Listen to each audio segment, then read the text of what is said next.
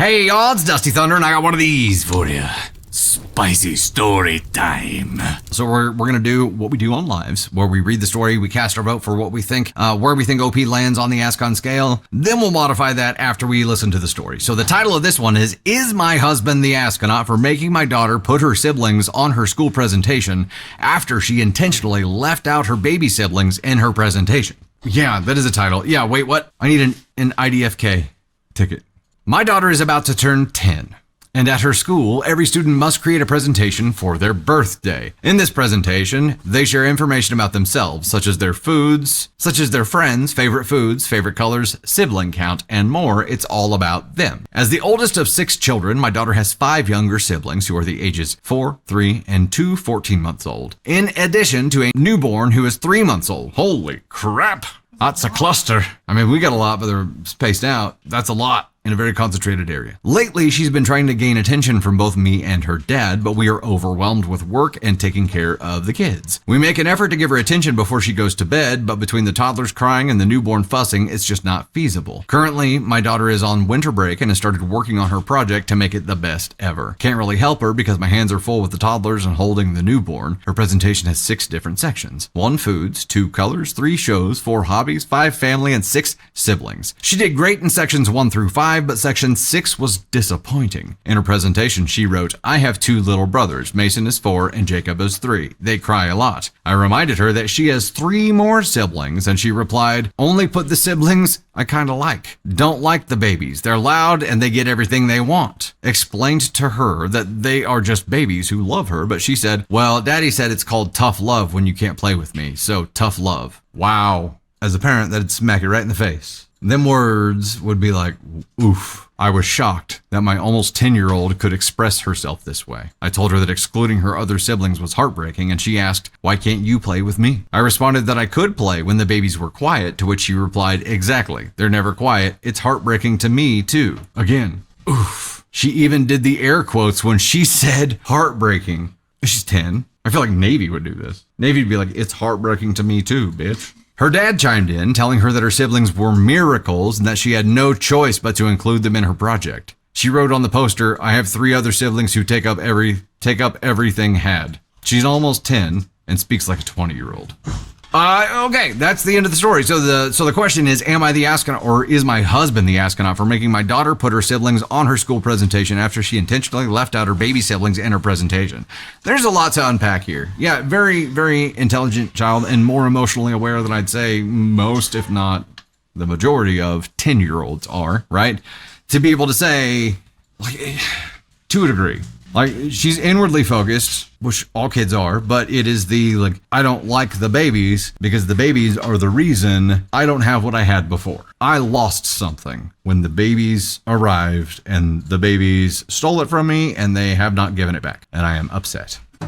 And I think that as a parent, this would be a point where I'm like, okay, there's obviously a lot going on here. She's feeling a lot of feelings. Like, let's take a time out and sit down and really explore this and try to get a better understanding of how she's feeling and what we need to do. Yes, as a parent, you have no choice but to care for your infant children. Also, as a parent, you have no choice but to make sure that you don't leave your other kids behind, right? Like caring for babies is tough as shit. It is hard.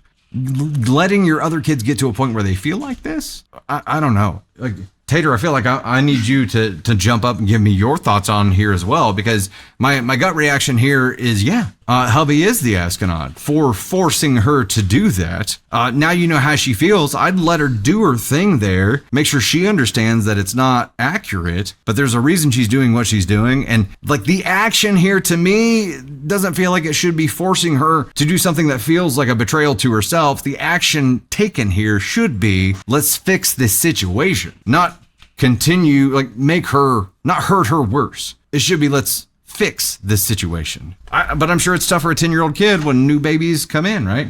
Tater thoughts? This is tough. No, it is tough. And I think the dad making her do this when she was already feeling resentment is just going to further that resentment towards the younger siblings. And like you said, I think, one, this should have been a wake-up call for both parents, and tough love should not have been the answer, because that got them to where they are in this moment. I think they need more, possibly like family counseling to help the 10-year-old in a neutral environment tell her parents exactly how she's feeling and why she's feeling the way that she's feeling. Because right now she's expressing herself in frustration and anger, and which I get, and I that 5 babies coming into your house in 4 years, that's a very, very big change, like very, very big change. And caring for 2 14-month-old and a newborn, that's a lot on any person, but to also have 2 more toddlers there, like that is a lot of babies who need you. But your firstborn should not suffer because you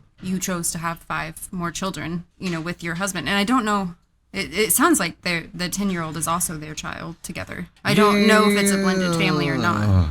They don't talk about they don't talk about a blend at all. So I think if this person wants their child to grow up to be a healthy, emotionally healthy individual, that they need family counseling and they need to work through it, and they really need to hear her, because this is, in my opinion, a cry for help. And she's telling you what she's not getting, and she's telling you how she's going to have a relationship with her siblings, because she does feel like they've taken something from her. And I feel very badly for this 10-year-old. That's a lot in 5 years. A lot of change in 5 years. And to be able to feel all of that and put it accurately into words for a kid is a huge deal. I like, as a parent, first of all, it's really easy to get sucked into doing your job of caring for the infants, because like they require help. They have no independence at all, right? You have to do that. It's really easy to get sucked into that and to put the blinders on to lose focus of everything else. It takes a partnership, I think, to help each other stay in check about everything else and stay aware in your peripherals, at least to see what's happening there, because most of the time your kid isn't going to speak up and be like, this is what I'm feeling and why. Right. You're just going to notice moodiness. You're going to notice them like being angry or isolating themselves. You might notice that. You're lucky to notice that. You're hella lucky to have a kid who can verbalize this stuff and put it on a T-ball tee for you, right? Right. She made it as easy as possible for you to do the right thing, and you still did the wrong thing. But there's the sarcasm at which your 10-year-old like delivered stuff, like the heartbreaking thing. That should be enough to wake you up and realize that she's delivering, like she sees her emotions as not relevant. She sees what she's feeling as not important, and that should be enough to wake any parent up and realize this is going down a road that is very wrong, and I need to fix this immediately, because this is not normal. And I think not that sarcasm isn't normal, but sarcasm to express your emotions, I don't think is normal for a 10-year-old. And I think that she needs actual help telling her parents how she feels. But I mean, at this point, it would be, Dad, take the 5 little ones and let me talk to the 10-year-old. Not I'll play with you when the babies are quiet, because like she said, babies are never quiet. Babies are, even when they're sleeping, there's still a moment of worry in your heart. So I think, I don't know. It's tough. It's very tough. I think that they need to wake up before they lose a child in 8 years. Well, yeah, agreed. And at some point here, you have to put some kind of balance into place, right? Right. You have to realize where you're stuck and the damage that you're creating. You should be able to realize that now, because she teed it up for you quite nicely. And then you have to start putting the fix into place, like creating a rotation. And we've had to do that before, where it's like, hey, we need to spend some time with these kiddos. So how about I'll take this shift with the tot, so you can do something here. Like, there's got to be some kind of rotation. There's got to be some system that allows that to happen and allows for everybody to have actual quality time. If this was my family, like I would have been, my first step would be to, like you said, divide and conquer. So one of us taking the kids, one of us taking the 10-year-old.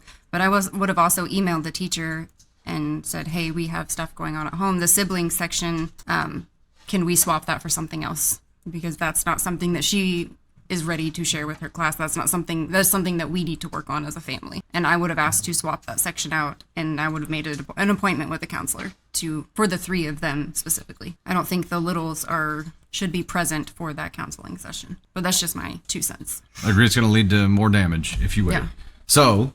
Yeah, I definitely think that you're both mom and dad are the asshole here for the tough love BS, because that's not tough love. First of all, that's just kicking the ball down the hill. Like you're just waiting. That you're just gonna have to deal with it in a month. I didn't know that the meaning of tough love was neglect. Yeah, that's just I was unaware. Laziness. Was unaware that is what that meant. Right. I think you owe your 10-year-old an apology for the way that you treated this situation. I think the only reason that I'm not bumping you up to black hole here is because I know you're fried. You got your hands full. Now you have an opportunity to fix it. What are you going to do with it? What are you going to do? That's the question.